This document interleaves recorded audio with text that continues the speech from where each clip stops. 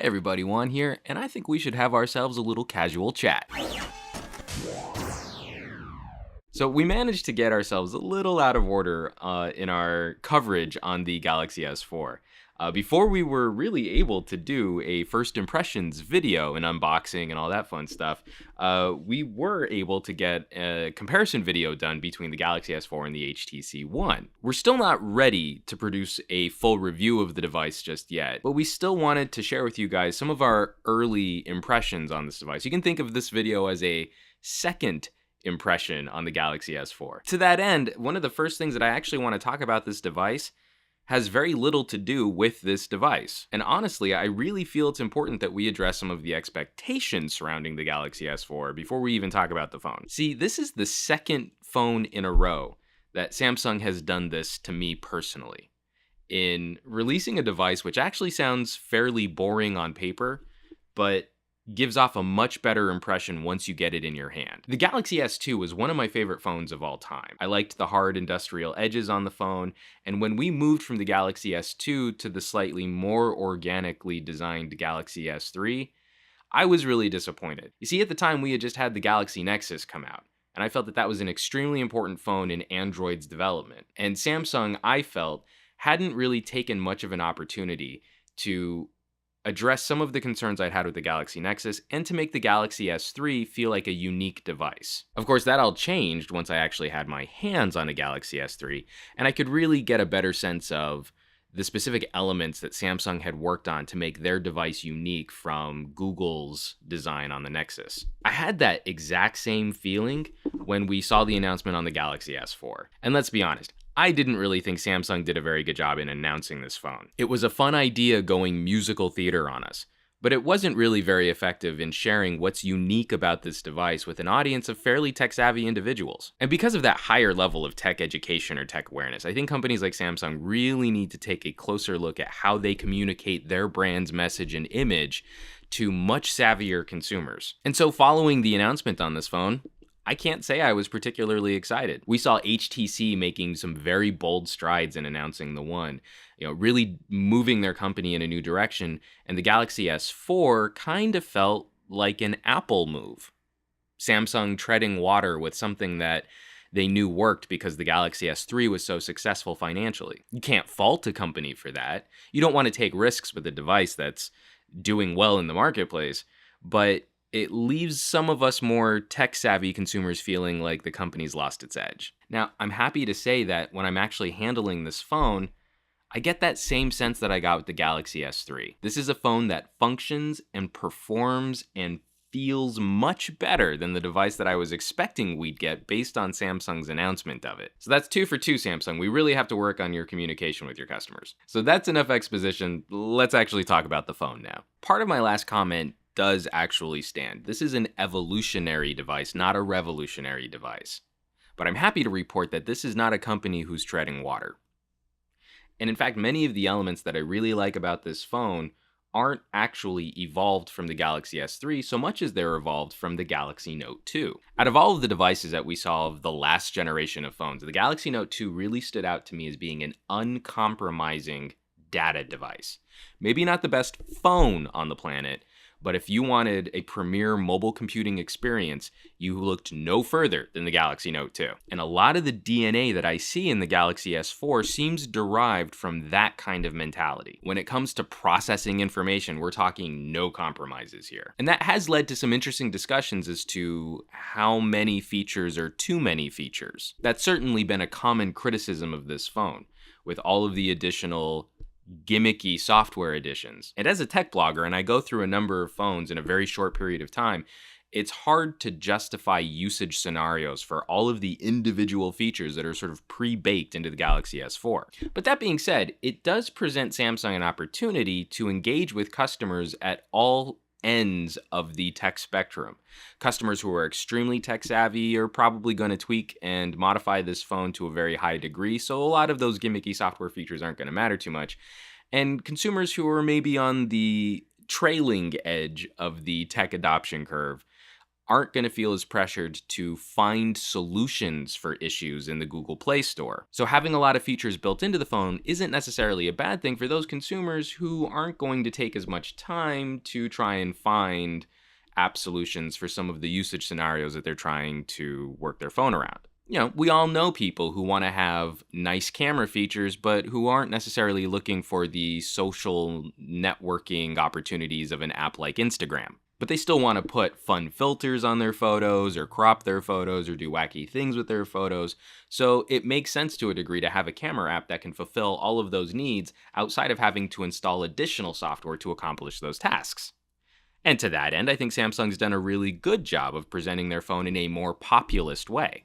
The fit and finish of a phone like the Galaxy S4 is nice, if a bit plasticky. But I think this phone really comes into its own when it's properly accessorized, be it through some kind of bumper case, some kind of nice leather executive case, or through Samsung's own genius flip cover case. And this is another one of those evolutionary opportunities that we've seen Samsung working on since the original Galaxy Note. And in this case, doing something very compelling with the AMOLED screen as well. So building in a sensor into the front face of the phone so that when the flip cover is closed, it turns the screen off and presents us with a minimized clock window. And if you notice, most of that screen is now black. And with AMOLED screens, the darker you can keep the screen, the less juice it's going to use. And that's been one of the frustrating things about Samsung's new aesthetic. All of these super bright colors that permeate all of TouchWiz and Samsung's editions and wallpapers. Knowing that, you pull this phone out of the box, you fire it up for the first time, and these things are taking a little more juice just to display things like pretty wallpapers. It's usually one of the first things that I do with an AMOLED device is just go to pure black wallpapers in every opportunity that I can. Even silly things like my Reddit app will allow for nighttime reading mode, and I'll switch it over into dark colors just to preserve as much battery life from the screen as I can. Because we all know that when you get an AMOLED screen cranking really bright colors, it becomes very power inefficient, sometimes drawing almost twice as much juice as the LCD on an iPhone.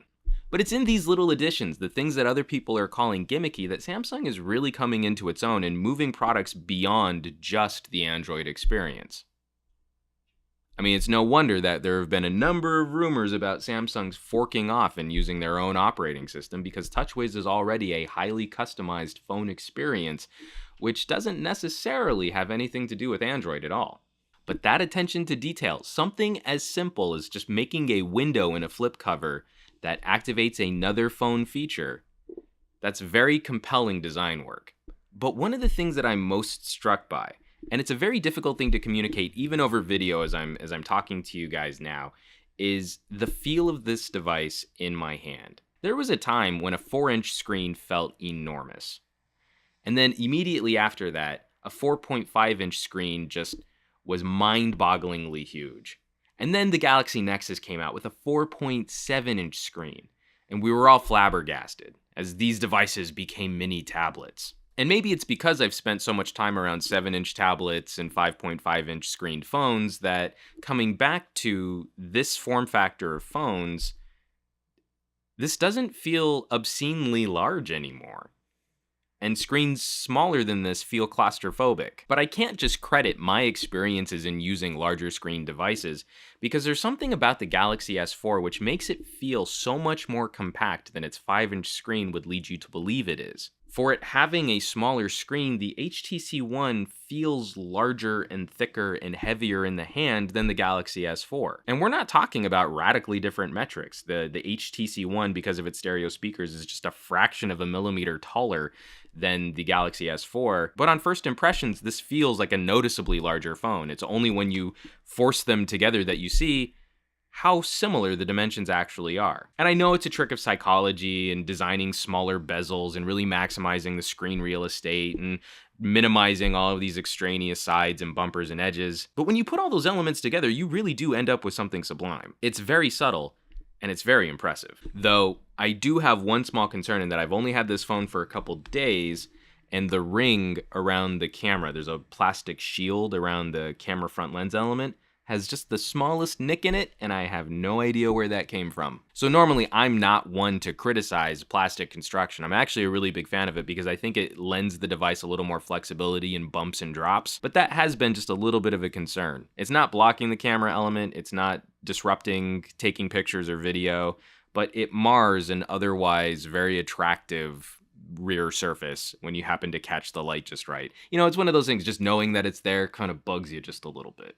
And while other premier devices can feel really nice in the hand or perform similarly to the Galaxy and to the iPhone, it sometimes means that you don't quite get the same quality of third-party support. For example, cases. Case in point, pun intended, these are all the different bumpers and covers and cases and sleeves that we've been sent in the couple days that we've had the Galaxy S4. I don't like playing the fanboy game or the my team's better than your team game when we're discussing technology. However, ecosystem can become a very important conversation to have.